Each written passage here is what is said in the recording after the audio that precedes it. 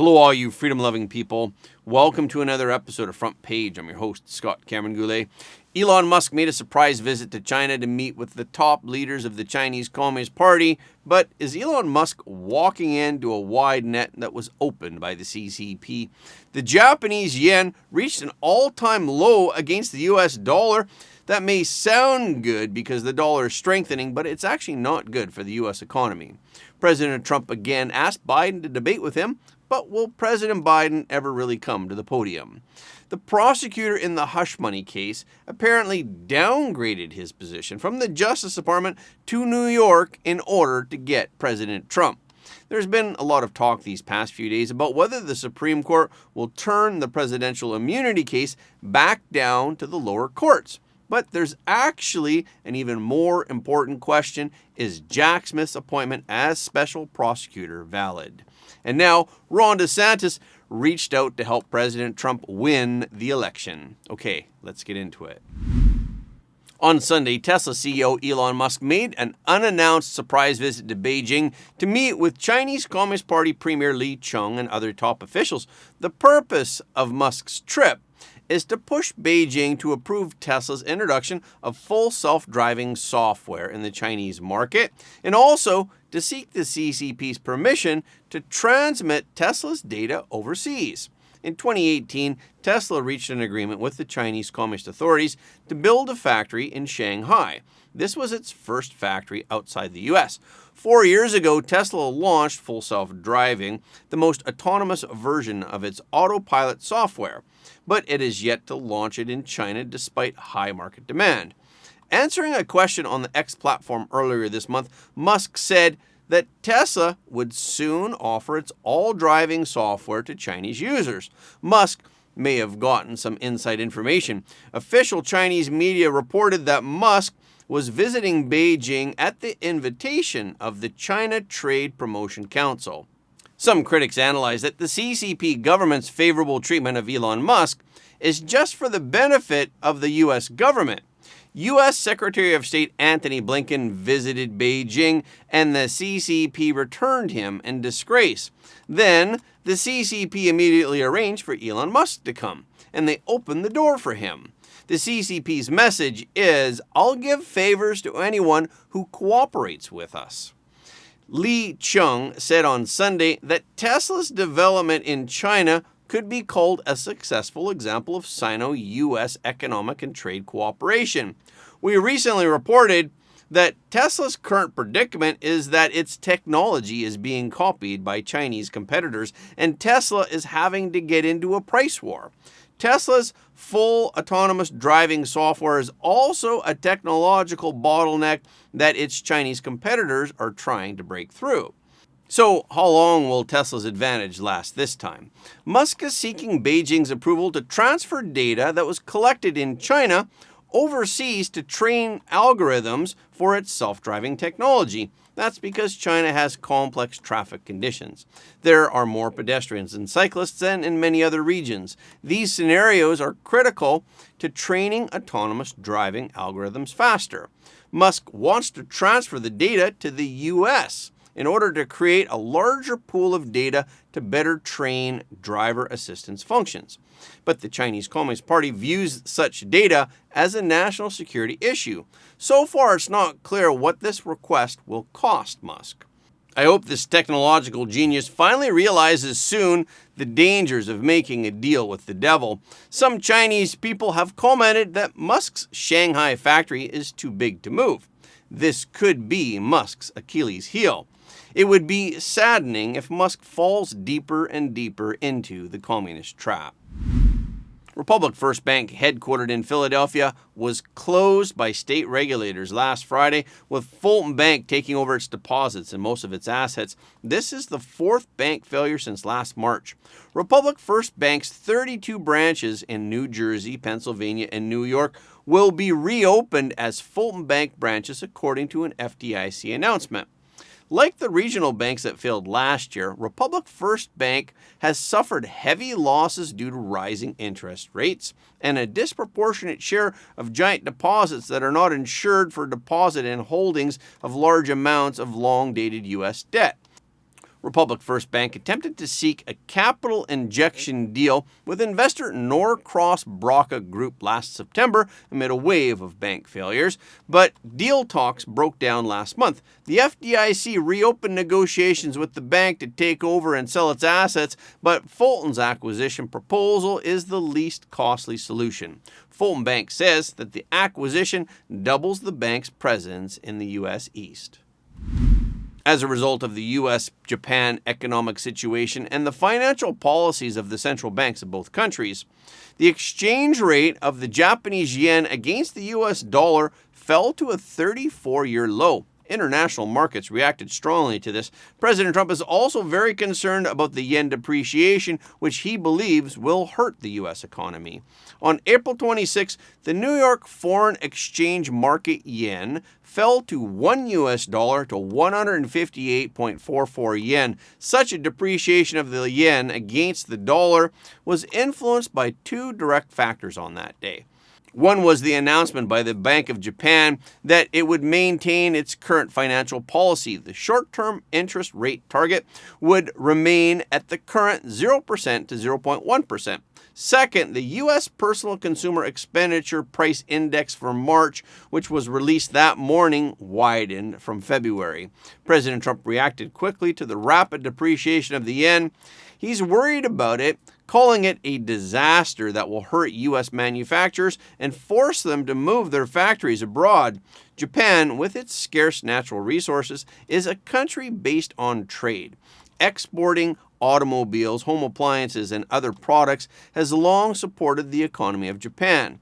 Export-oriented manufacturing industries have benefited additionally from the depreciation of the yen. Honda, the Japanese automobile company, saw its first quarter 2024 sale grow in North America, with earnings rising a record 60% from the previous period.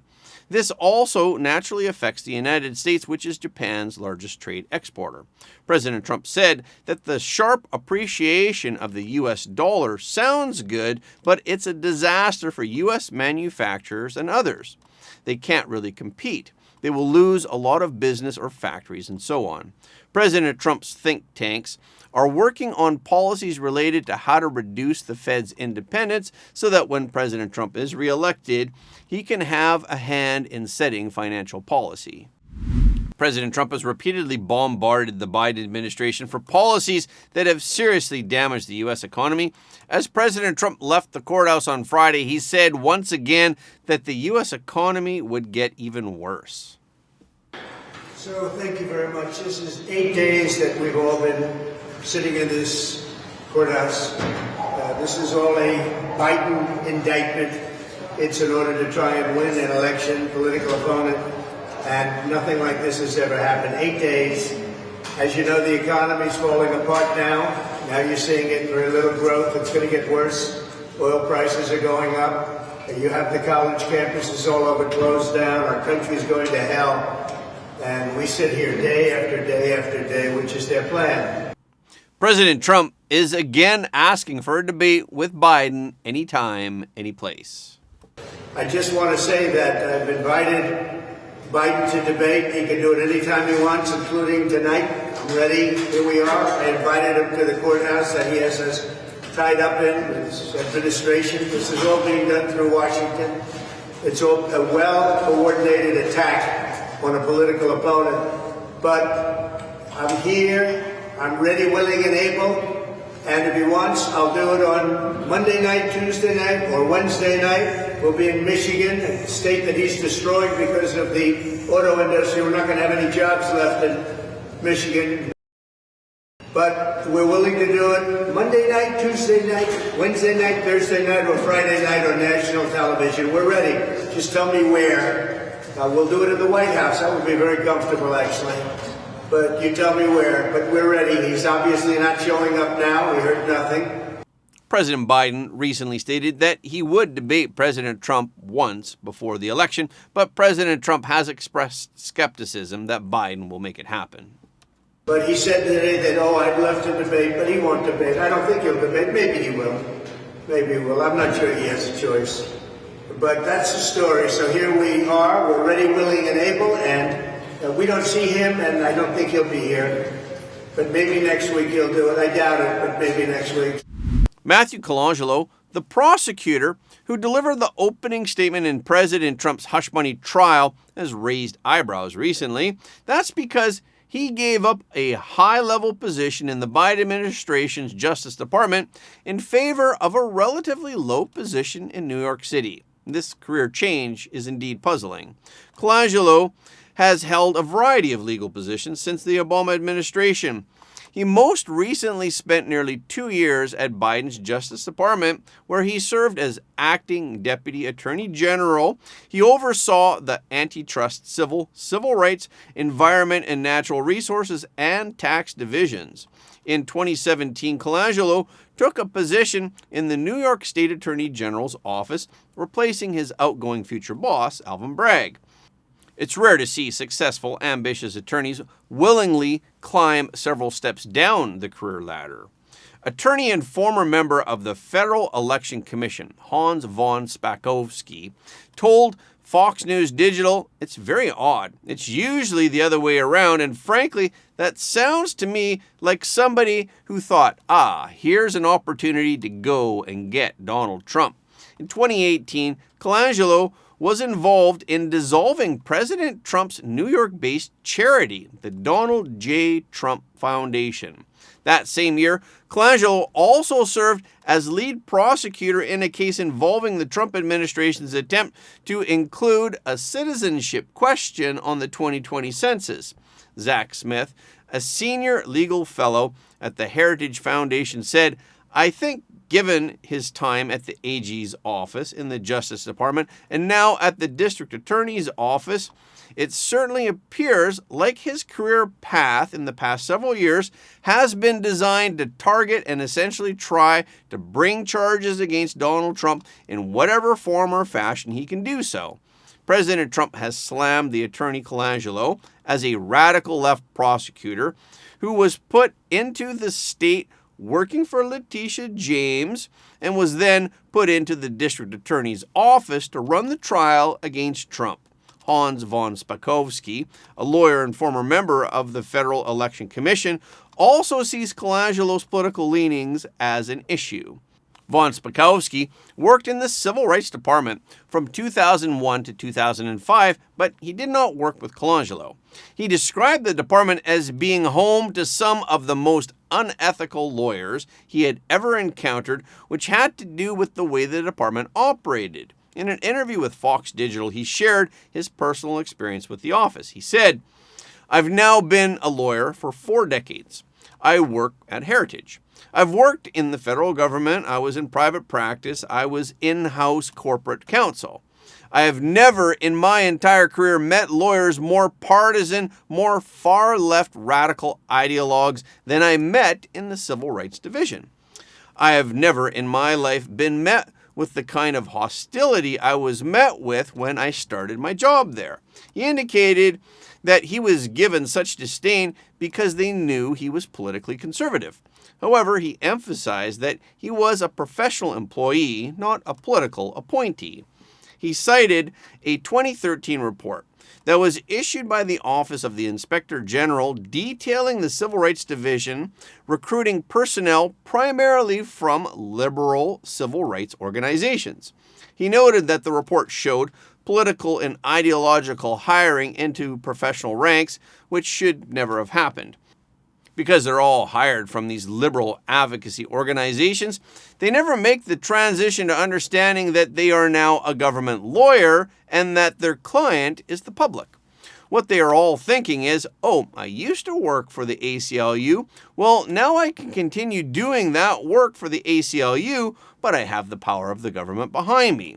Alvin Bragg was elected Manhattan District Attorney in 2021, and he officially took office in January of 2022. The nation watched to see if he would file a lawsuit against President Trump.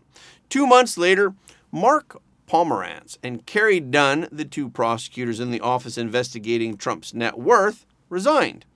9 months later, in December of that year, they announced the new hiring of Colangelo 4 months later, President Trump was charged with 34 counts of falsifying New York business records and concealing damaging information and illegal activity from American voters before and after the 2016 election. The charges sound serious. As we explained last week, it's really just a minor accounting irregularity. In his opening statement last Monday, Colangelo very creatively claimed that President Trump's purpose in allegedly falsifying the records was to influence the 2016 presidential election. Von Spakovsky emphasized to Fox News Digital that both the Federal Election Commission and the Justice Department have decided not to pursue the case. The FEC looked at this and said that this settlement was not a violation of federal law.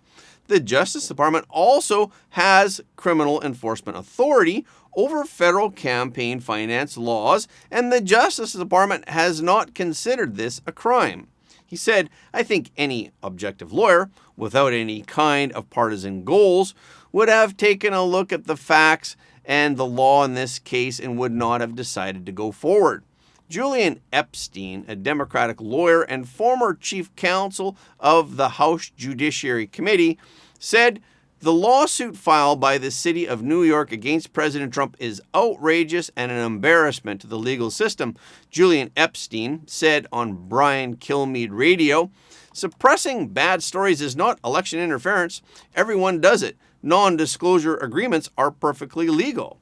If suppressing bad news were election interference, then what would one say about the Biden campaign in 2020 that actively used all of its resources to suppress the Hunter Biden laptop case? I mean, that had much more serious implications in terms of the election than the alleged affair with Donald Trump in 2016.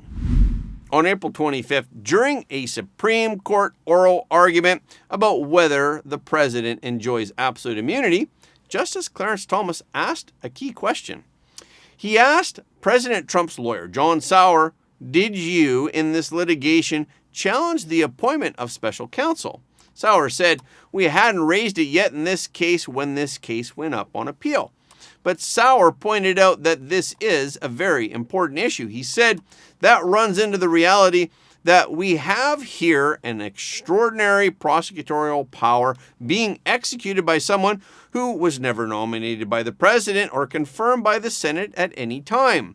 Two former attorneys general, A.G. Edwin Meese and A.G. Michael B. McCasey, submitted an analysis to the Supreme Court on March 19th. The two attorneys general noted that Jack Smith does not have authority to conduct the underlying prosecution.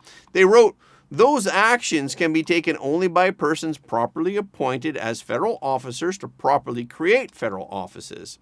Smith wields tremendous power and effectively answers to no one." Jack Smith was appointed to the case by Attorney General Merrick Garland. However, the two attorneys general pointed out that none of these statutes even remotely authorize the appointment by the attorney general of a private citizen or government employee to receive extraordinary criminal law enforcement power under the title of special counsel.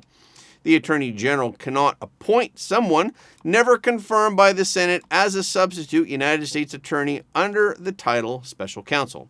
Smith's appointment was thus unlawful, as are all actions flowing from it, including his prosecution of former President Trump. Ron DeSantis and President Trump met on Sunday in Miami, Florida, to discuss how DeSantis can help President Trump win the election. The gathering was arranged by Steve Witkoff, a longtime Trump friend and Florida real estate broker. NBC News said that DeSantis reached out to Trump's team several weeks ago to arrange the meeting and discuss fundraising. The meeting was DeSantis' first conversation with President Trump since dropping out of the Republican presidential primary in January. During the hours-long meeting, DeSantis agreed to help President Trump in an effort to close the fundraising gap between President Trump and President Biden. DeSantis' fundraising prowess is well documented. His network includes hedge fund billionaire Ken Griffin and Paul Tudor Jones. In 2022, DeSantis raised a record more than $217 million for the governor's re-election. His list of donors also includes aerospace and real estate entrepreneur Robert Bigelow, as well as members of the National Finance Council, such as Roy Bailey, the CEO of Bailey Deason Capital Interest LLC, and former national co-chairman of Trump's 2020 presidential campaign. Roy Bailey said, "It's a great development and makes perfect sense for Trump, DeSantis, and all Republicans. Governor DeSantis had a real strong volunteer finance team, and if we can plug that in and help Trump, then that's what we need to do and want to do. It's important to all get together and row in the same direction." Okay, this is our show for today. Thank you so much for tuning in. If you like what you heard today, please don't forget to like this video and share it with your friends and family, because everybody deserves to know the truth.